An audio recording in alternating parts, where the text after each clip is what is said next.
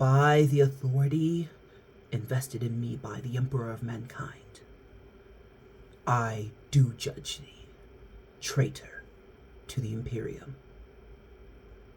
Lorgar watched Vendatha, his benign expression unchanging all the while. Is that so? Asked the Primarch. Don't do this, said Argel Tal. Then, please, do not do this. Vendatha didn't take his eyes from Lorgar. The golden spire helm faced forward, red-eye lenses catching the flame's reflection. All around them, the drums were starting to slow and fall quiet.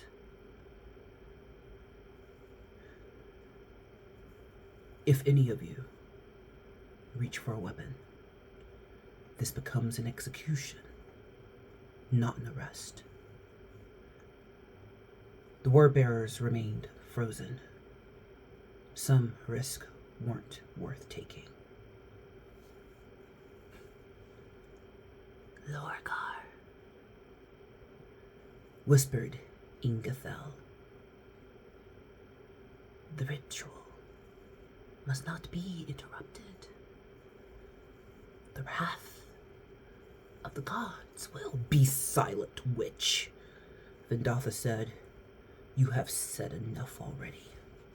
Lorgar, 17th son of the Emperor, do you yield to righteous authority and give your oath to abandon this den of heathen belief?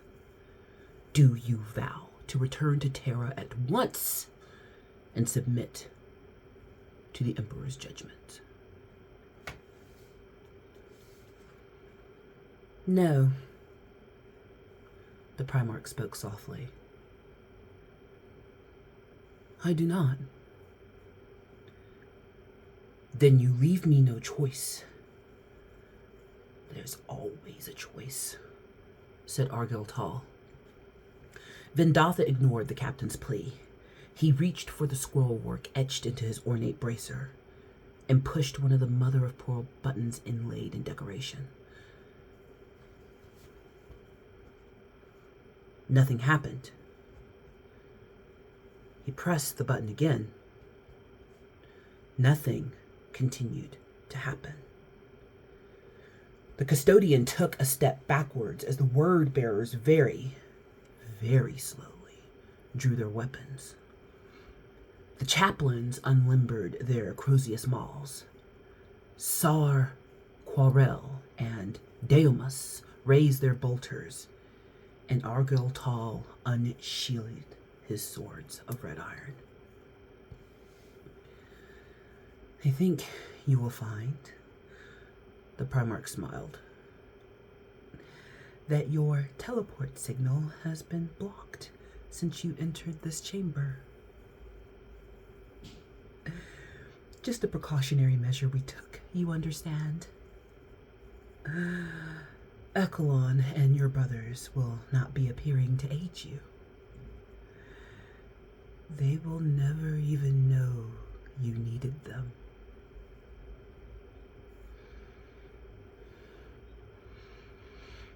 I confess,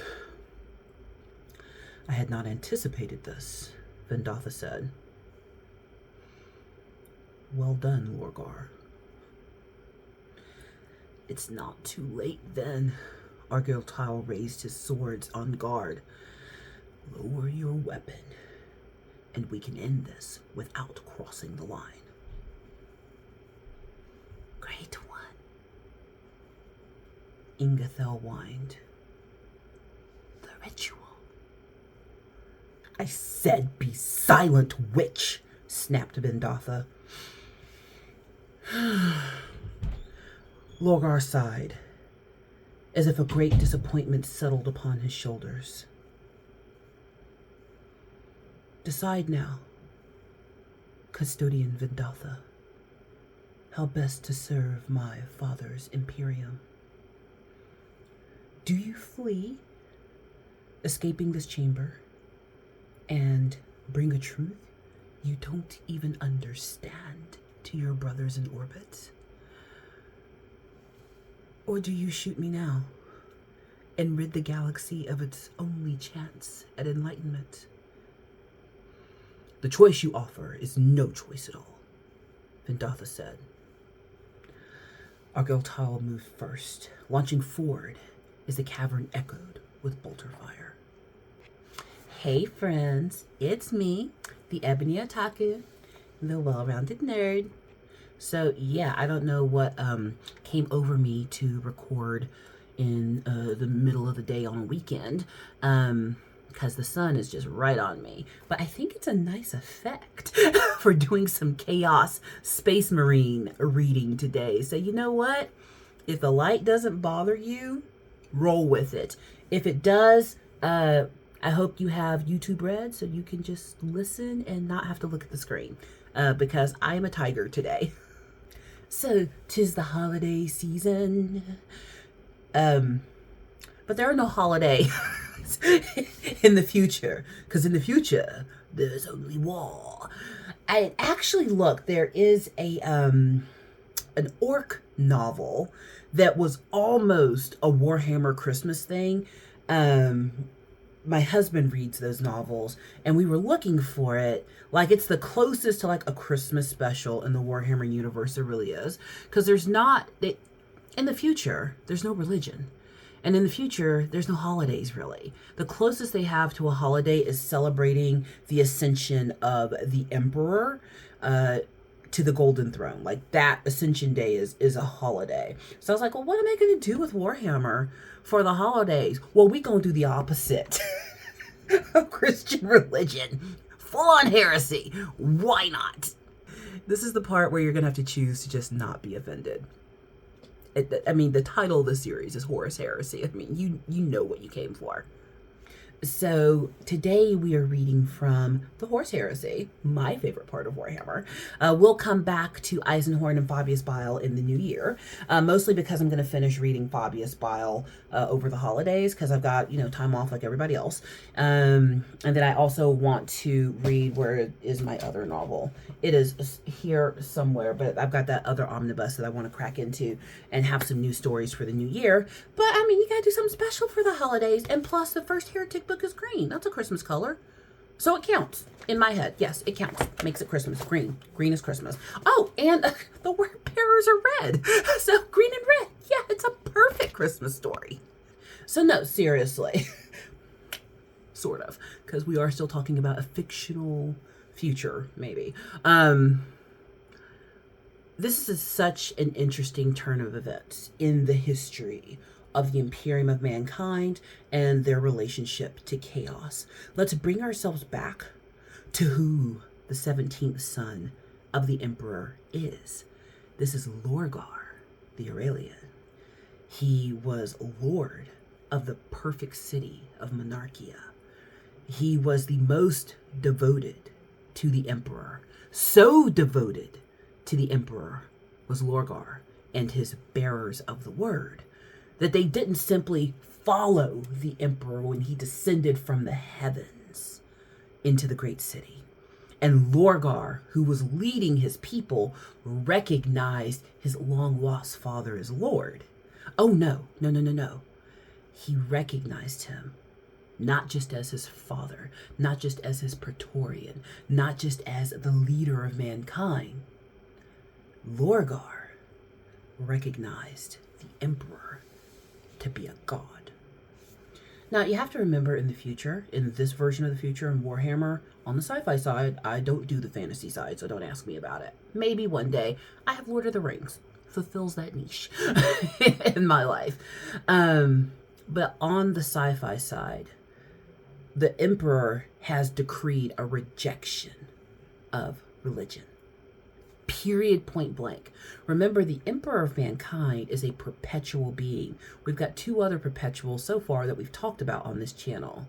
My favorite, haters out there gonna hate, John Grammaticus, who just shows up randomly everywhere. And then, of course, Vulcan. Vulcan lives. He lives. The perpetuals are beings who cannot die. if their physical forms are destroyed, well, then they just literally reincarnate, but with all of their memories intact. So that's kind of a derivative of, I guess, our current world's understanding of reincarnation. Because from what I understand of the belief, reincarnation, you don't remember your past life. You just show up in your new life and do your best, and learn all the things.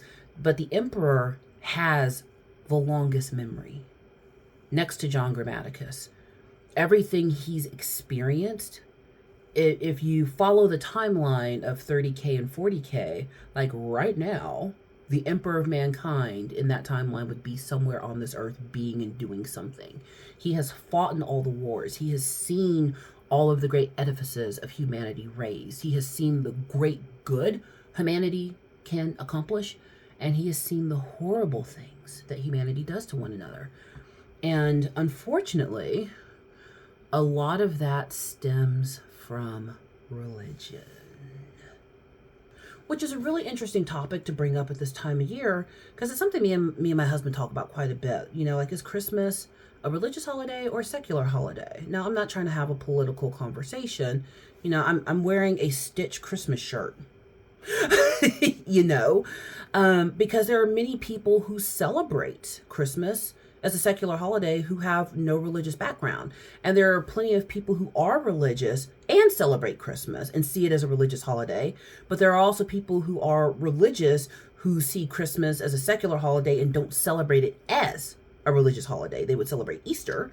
They might even acknowledge a lot of the Jewish calendar holidays, even some of the Muslim holidays, but Christmas itself would be seen as secular. So there's a lot of views there. And the reason I bring that up is between, the major religions of the world, while there has been great good and enlightenment and beautiful things to happen, the Emperor's not wrong. Some of the worst things to happen in human history have been as a result of a zealous devotion to a religion. And where devotion to religion becomes dangerous is when it's devotion to an idea or a person over what's good and right for the people involved. Now, full disclosure, I've never hidden it. Christian. I grew up in a Christian household. If you grew up in a Muslim household, you're probably Muslim. If you grew up in a Catholic household, you're probably Catholic. If you grew up in a Buddhist family, you're probably Buddhist, and so on and so forth. If you grew up in a Hindu family, you're probably Hindu. So it's not an issue of like my religion versus your religion. That's not what we do here. If you want to, call in the DMs and we can have a chat if you want to go deeper. But just blanket religion, belief, ideology that there is power greater than humans, and that power requires us to show up in life a certain way. Where it becomes troublesome in human history is when those ideas are used to capture people's minds and used to oppress them, defraud them, used to take advantage of them. We see that a lot in a lot of the some of the modern stuff going on.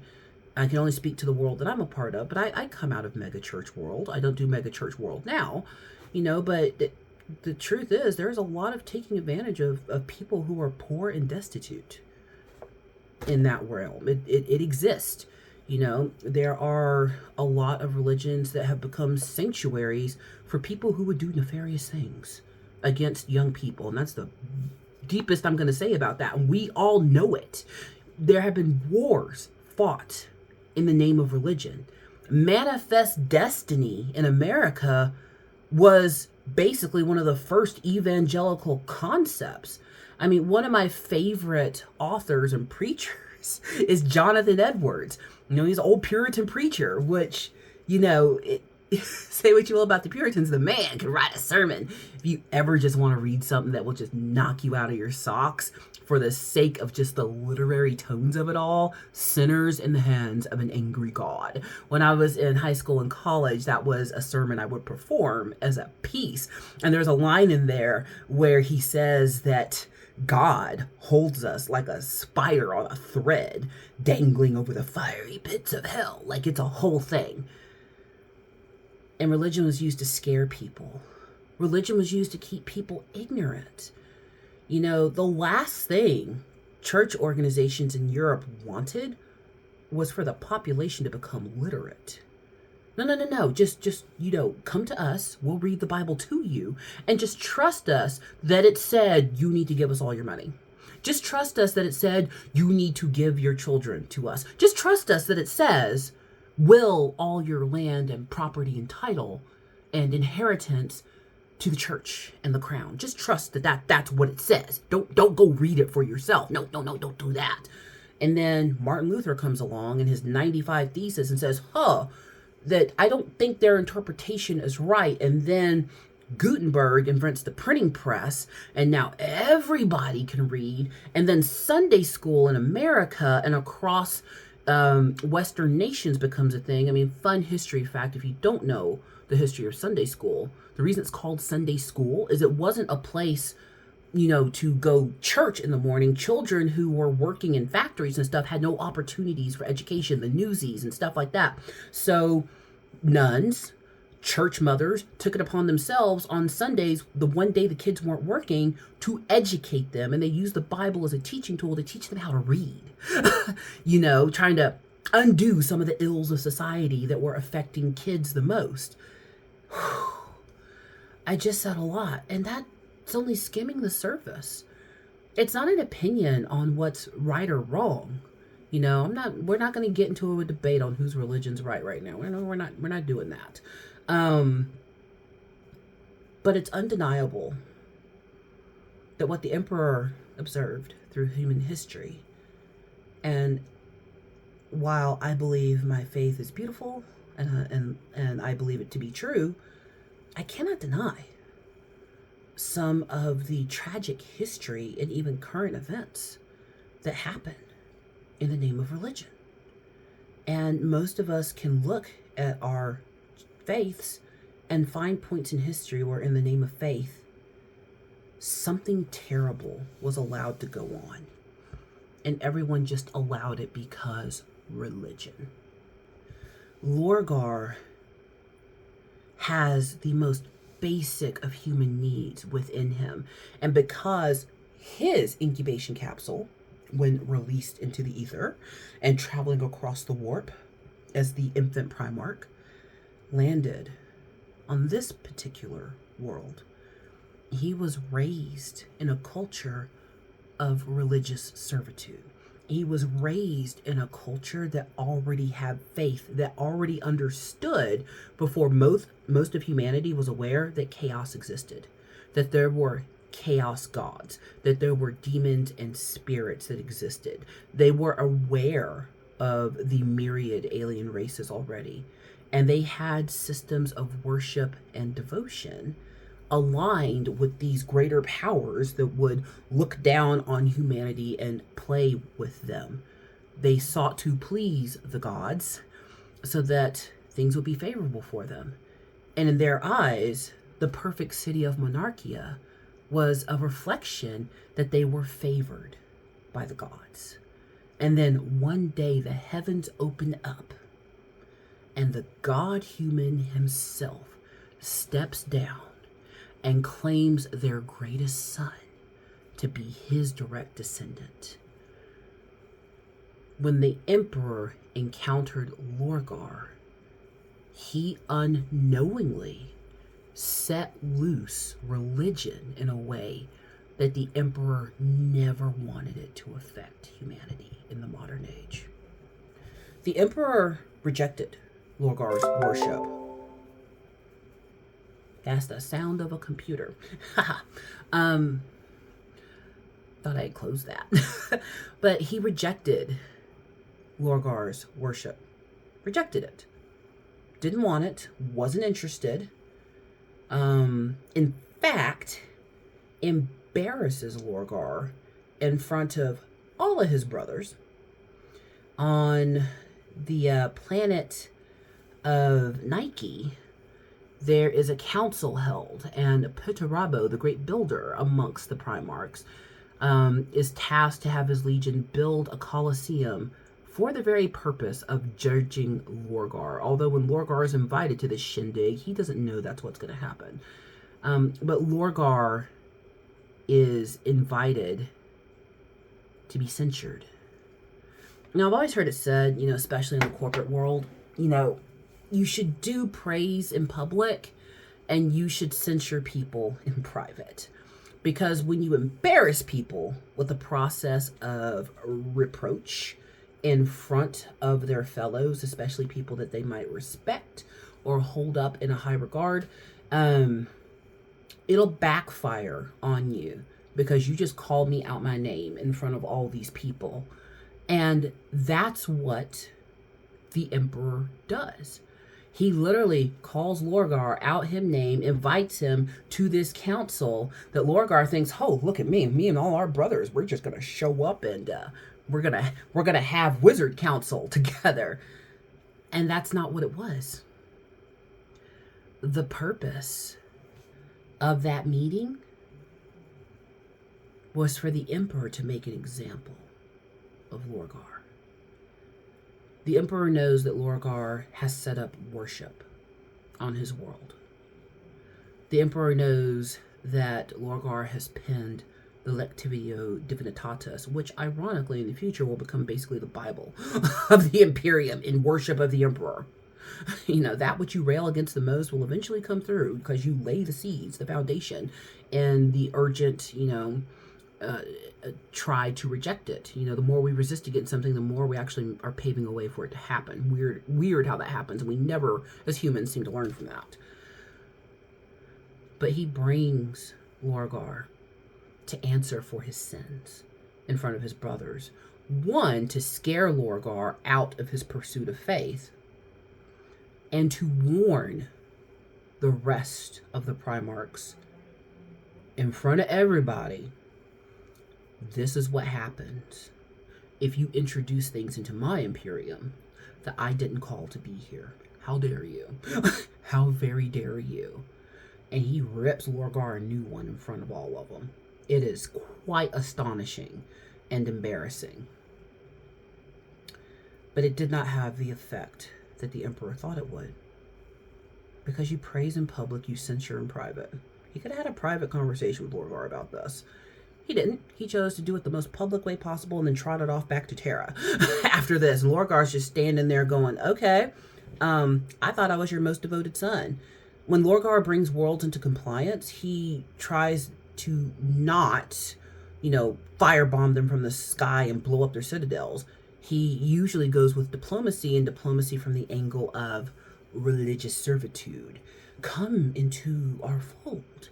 Because the Emperor, the great god of mankind, although he doesn't know he's God yet, well, he has love for all. Come to the Emperor.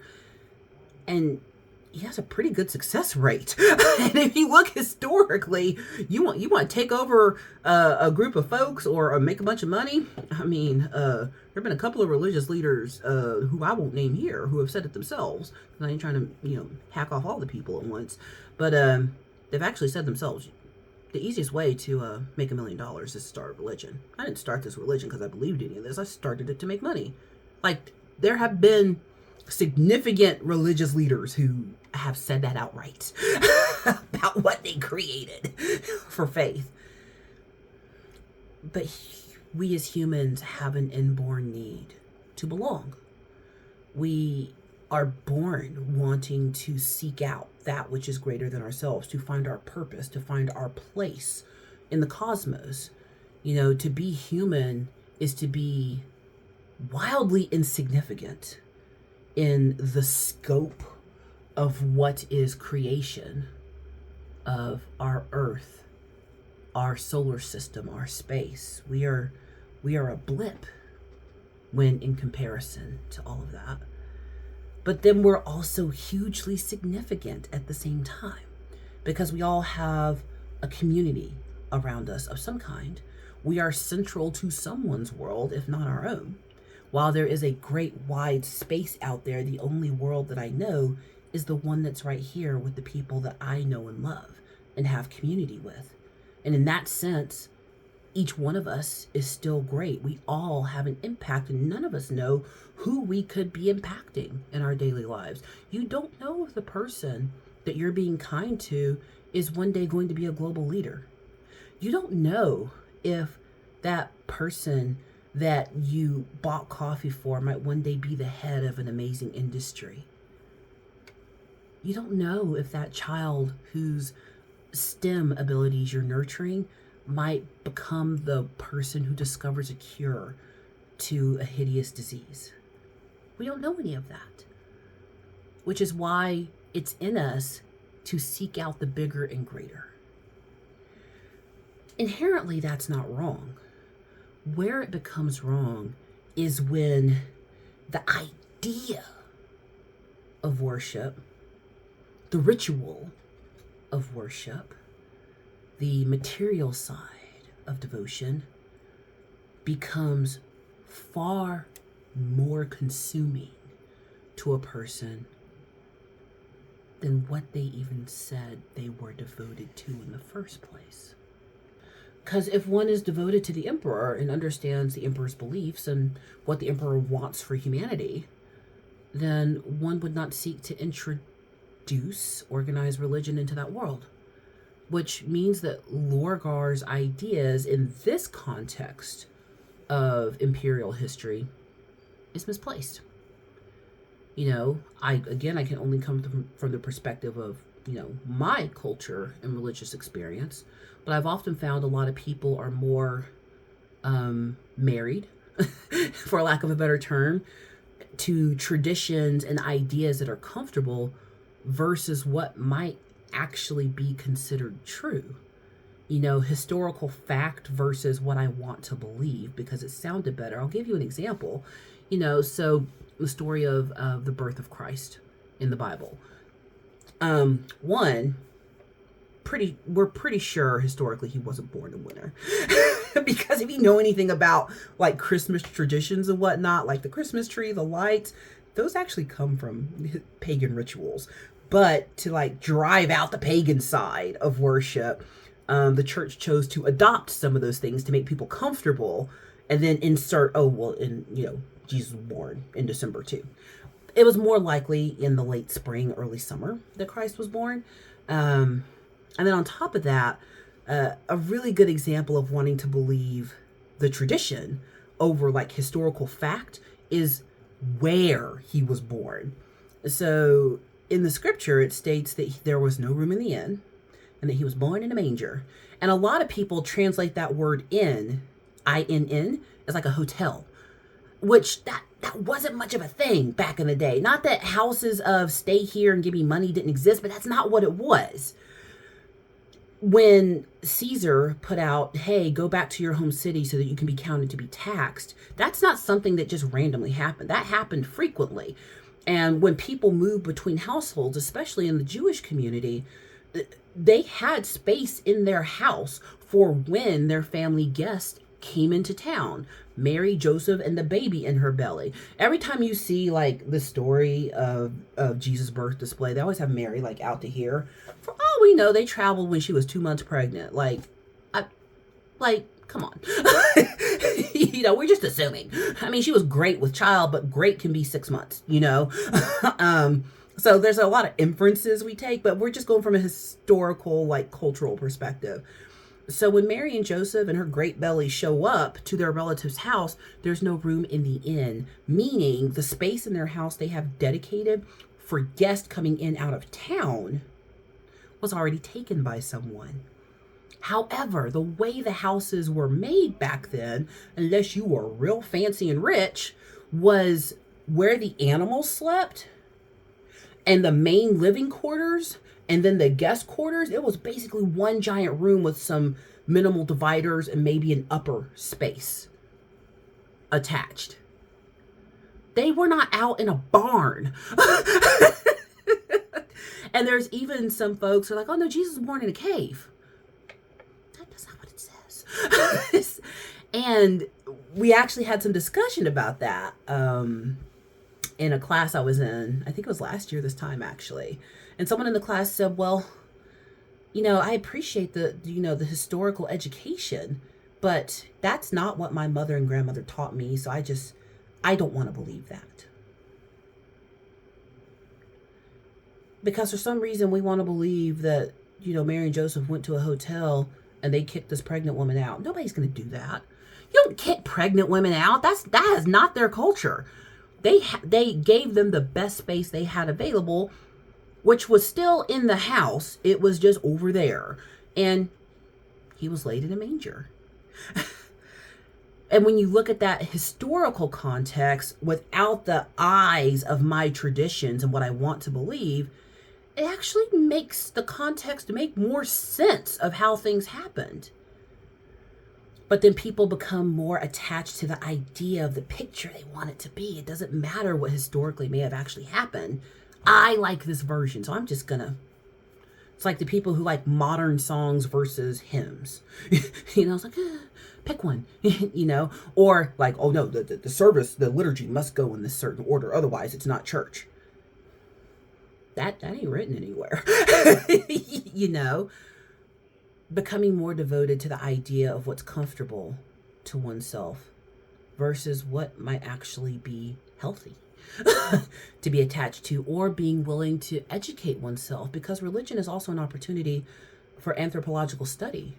Regardless of what you do or don't believe, it's always interesting to investigate, because you get a lot of history of how certain societies were built and what matters to them by investigating their religions. It helps us relate to one another more. And this is where Lorgar finds himself when the Emperor reprimands him. He's become someone who's devoted to devotion. I would postulate that he is not devoted to the Emperor. He is devoted to the idea of the divine finding him special. He's devoted to the idea of, I'm the chosen one. I was chosen to carry the word to the ignorant masses. I mean, he even says it here to the custodian that's been sent to mete out justice upon Lorgar and the word bearers. He says, you would rob the galaxy of its only chance at enlightenment? But Lorgar, you thought that the Emperor's appearance was your enlightenment. Lorgar doesn't have religious devotion to the Emperor. He has religious devotion to religion. He has devotion to the idea that he is something special in a greater plan. And that takes precedence over any type of logic. And then he takes his worship in secret after the reprimand. And since he can't worship the Emperor, who do you turn to? Chaos. The Chaos Gods welcomed him with open arms. And Lorgar and his word bearers made a deal with the devil. Literally. When you get to the end of this book, the First Heretic, and you find out what had been happening behind closed doors, it's like, oh God. Oh, we went from building a glorious city to filleting people opening and stapling them to walls in the name of religious devotion. My goal in this discussion is not to convince you whether or not you should have religion, but all good fiction is rooted in truth. It's rooted in reality. This is what's so wonderful about Warhammer and its novellas, because it will cause me to pause and think, when I am devoted to something, am I truly devoted to the ideal, or am I devoted to the experience? And then I have to weigh out, is that healthy? Am I achieving the best for myself and others? What does it cost me to be so rigid in my line of thinking that I can't open myself up to the possibilities of thought, education, understanding, and empathy elsewhere? The Emperor bombed Monarchia. He sent Rebute and others to blast it off the map from the sky.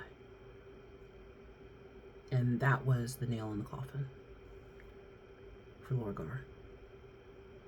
Where he was sneaking in chaos, he just went full bore at that point. Okay, Emperor, you don't want to be my god?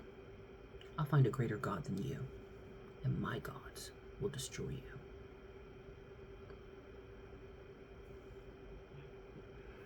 The Emperor sends his best, the custodes. If you don't know about the custodes, that's a whole other topic for another day. But they are the guards of the Emperor, so they are actually a step above a space marine. Sent to meet justice upon the word bearers who have committed the greatest of heresies, in that they worship. Worshipping the Emperor was one thing, but now you worship demons and chaos? Oh, good God. Well, we gotta come clean house. But the word bearer saw it coming. And Lorgar is not going to let go of what he has found to fulfill him without a fight. Continuing. Reading from the First Heretic, Fall to Chaos, from the Horus Heresy, by Aaron Dubinsky Bowden. Picking up in chapter 15. Sacrifice. Baptism of blood. Unworthy truths. Vendatha was not a fool. He knew the odds of surviving the next few moments were slim. And he knew a Primarch's reflexes were the peak of biological possibility, faster than even his own, which bordered on the preternatural. But Lorgar was at ease, his muscles loose. He actually expected his offer of truth to hold some weight. And that lapse in judgment was enough for Vendatha to take a chance. He pulled the half trigger of his spear's underslung bolter. It cracked off a stream of rounds on full auto. Argyltal saw it coming. The swords of red iron smashed the first 3 bolts aside, their power field strong enough to detonate the shells as they streaked toward the Primarch's heart. The explosions threw the captain to the ground, his gray armor scraping along the stone with the shriek of offended ceramite. Vendatha was already in motion. The Golden Warrior leapt at the Primarch, guardian spear spinning in his fist, an oath to the Emperor on his lips. 4 word-bearers blocked his path, and those 4 word-bearers had to die. Rikus was the first to fall. The custodian's blade crunched into the soft, jointed armor at the chaplain's throat, punching from the back of his neck. Sar Corel died next, decapitated with a buzzing sweep of the energized blade, dead before he pulled his trigger. Deomus managed to fire a string of bolt shells, none of which connected. Vendatha weaved left, thudded the base of his spear into the chapter master's bolter, knocking it aside, and followed with a cutting swing that sheathed both the word-bearer's hands from his body, severing them at the forearms. Deomus had a scarce moment to draw in a stunned gasp before the spear sliced again, this time cleaving through his collarbone and spine, ripping his head free. Vendatha spanned the blade in his hand, letting it come to rest with the tip and gun barrel aimed at Lorgar's heart again. Behind the custodian, the bodies crashed to the ground in slow succession. 3 seconds had passed. Argyltal was picking himself up off the floor. Only Zaphon stood between the Primarch and his attacker. But the chaplain had used the scant precious seconds to draw his bolter, which he aimed squarely at Vendatha's faceplate. Hold, he warned. Lorgar, 17th son of the Emperor, surrender yourself to my custody at once.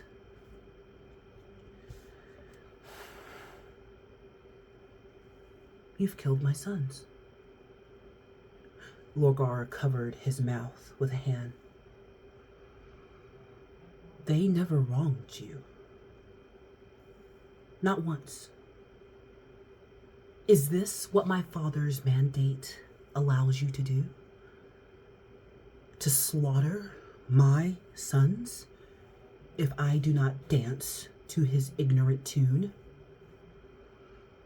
Surrender yourself, the custodian repeated. Vendatha had fought at the Emperor's side many times before. Always writ upon the Lord of Man's face was an unbreakable defiance, all emotion suppressed beneath the mask of stoic perfection. Lorgar didn't share his father's capacity to conceal emotion. Hate bleached his features, and white teeth showed in a skull's grin. You dare threaten me? You murdered my sons. You soulless, worthless husk of genetic overspill. Vendatha squeezed the trigger again, but it was too late. Zaphon fired first. Bolt rounds hammered into the custodian's golden armor, beating the faceplate and chest out of shape, tearing chunks of plating away as they detonated. Each suit of battle armor was individually wrought, for the custodian granted the honor to wear it. And despite their finery, Custode's armor was a step beyond the mass-produced war gear used by the Astartes legions. Even so, the burst of bolter shells to head and upper torso were almost enough to kill the warrior outright. Vendatha staggered back, the guardian spear falling from his slack fingers and crashing to the stone. Even with his face a burned and bleeding ruin, even with his helm wrecked and its twisted metal digging into his broken skull, he stared through the one eye that still worked. Zaphon reloaded. The Primarch did nothing. The naked maiden tugged at Lorgar's robe sleeve, imploring him to continue with the heathen rite, warning of the god's anger if he didn't. Vendatha reached for his fallen spear. Wait. Where's Argyll Tall? The sword of red iron flew like a javelin, cracking Vendatha's remaining teeth into porcelain chips as it smashed into his closed mouth. 2 meters of shimmering blade lanced from the back of the custodian's head, while most of the warrior's ruined face was covered by the hilt and handle protruding from his open jaws. Nesricus, Sar Corel, and Deomus had only moments before. Vendatha crashed to the ground, felled by an imperial blade. Zaphon released a breath. Nicely done, brother. The chaplain had no warning, for Argyll Tal struck without any. The captain's fist crashed into Zaphon's jaw, throwing him to the ground. Brother. From his place on the stone floor, the chaplain stared up at Argyll Tal's fury. We have just killed one of the Emperor's own guardians, and your eulogy in this moment is nicely done, brother. Are you insane? We stand upon the edge of heresy against the Imperium, sire. We have to leave this place. We must speak with Aquilon and... Retrieve your blade, ordered the Primarch. Lorgar stared into the middle distance, paying little heed to what unfolded before his eyes. His voice barely lifted above a whisper. Argyll Tal approached with slow steps, taking his second sword back without gentleness, yanking it from the corpse's jaw. He froze as Vendatha's remaining eye followed him.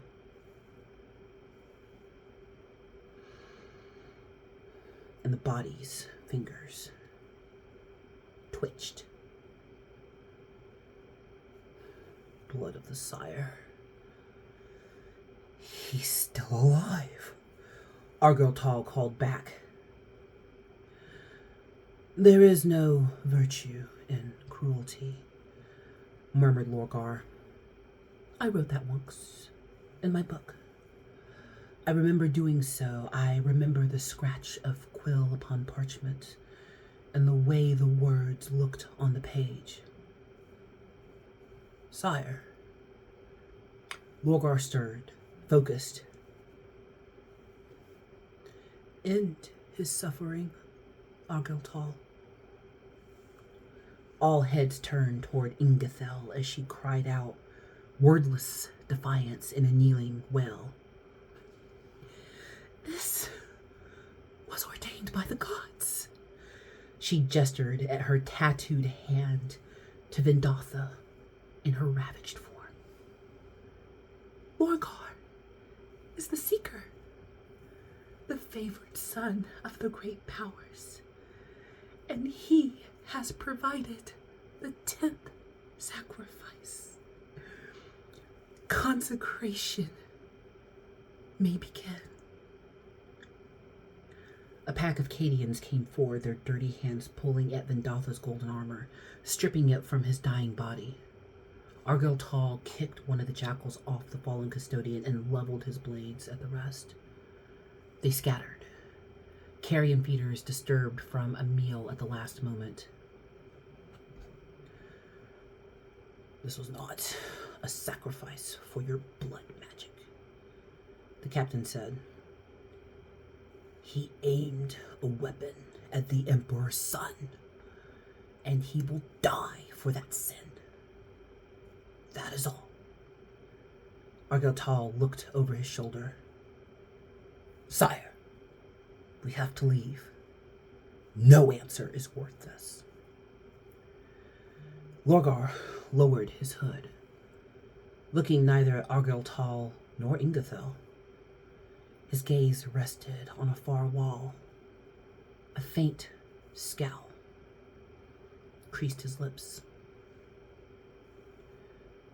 What's that sound? The Primarch asked. I hear nothing but the drums, sire. Please, we must leave at once. You don't hear that? Lorgar glanced at his 2 remaining sons. Neither of you. Their silence answered for them, and Lorgar reached a hand to his forehead. Is that laughter? Ingethel was on her knees now, dragging at his robes, weeping in her worship. The ritual! The gods come! It is not complete! Lorgar paid her heed at last, though the distant look never left his eyes. I hear them. I hear them all.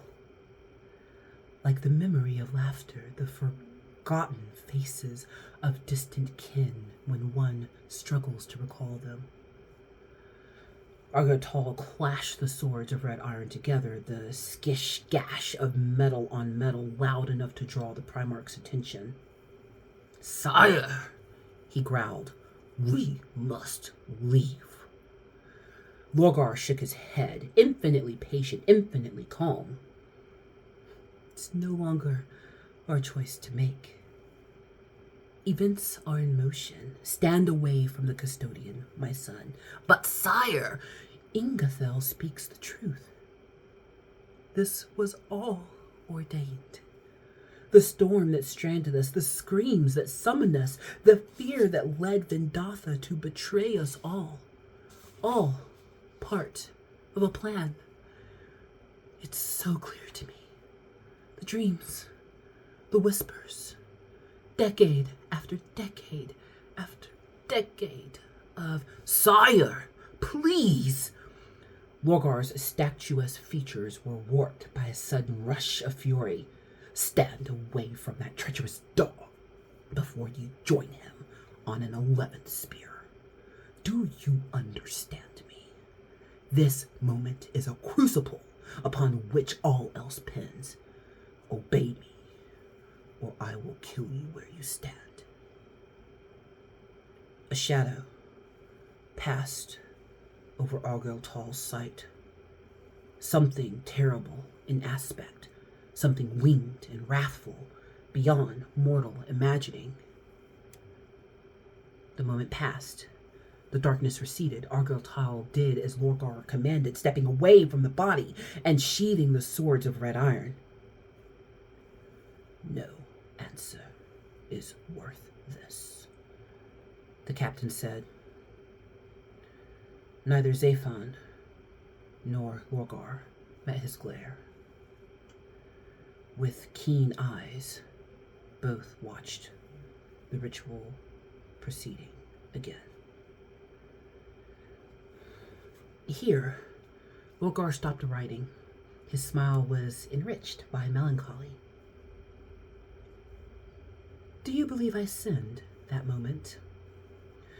Argyle laughed, the sound black and bitter. A sin is decided when mortal morality meets a code of ethics. Did you sin against the faith? No. Did you stain your soul? Perhaps. But you hate me, my son. I hear it in your voice. I think desperation blinded you, father.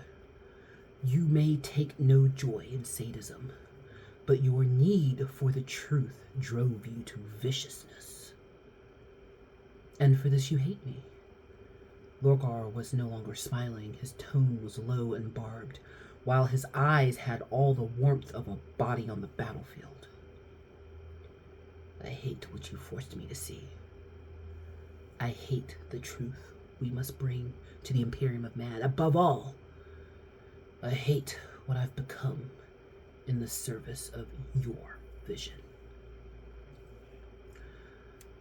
Argyle grinned, a grin that wasn't his own. But we could never hate you, Lorgar. Vendatha was still alive when they impaled him alongside the other 9 sacrifices, but mercifully not for long. He never saw the consecration bought with his blood. He never saw what breached the barrier between the realm of spirit and the world of flesh. Now that's how you write a story. We'll pick back up with this in the next Warhammer Wednesday. I know, odd choice for holiday reading, but I mean, the holidays, when it goes, I don't know how the world managed this, but between like September to like March, all of the major holidays seem to take place somehow. And it's so interesting to examine religion and ritual from an outside perspective. And fiction lets us do that. Fiction lets us have conversations that we might not be brave enough to have otherwise. It lets us consider things we may not have considered otherwise. It gives us permission to think and wonder beyond what we know and what we're comfortable with. This is a challenging book to read. I'm going to warn you, if you choose to pick this one up, it's a lot. But it gives you so much insight into what is to come in the Imperium. And right now in the tabletop game, there is a push, a resurgence of the 30K world, which the Horus Heresy takes place during 30K, not 40K. So that's pretty interesting. So if you're into that, highly recommend picking this up. But I'm going to just let you know that this book rated M for mature. It's a lot going on in here, but it's a really good read, and I really appreciate fiction writers who challenge their audience and respect their audience's intelligence to give us an opportunity to think, to consider, to reason, and maybe think about some things differently. So I hope you enjoyed that. Our next reading will be a more fun holiday reading, but hey, Warhammer go to Warhammer. In the future, there is only war. Please like, comment, and subscribe, and I will see you in the next one.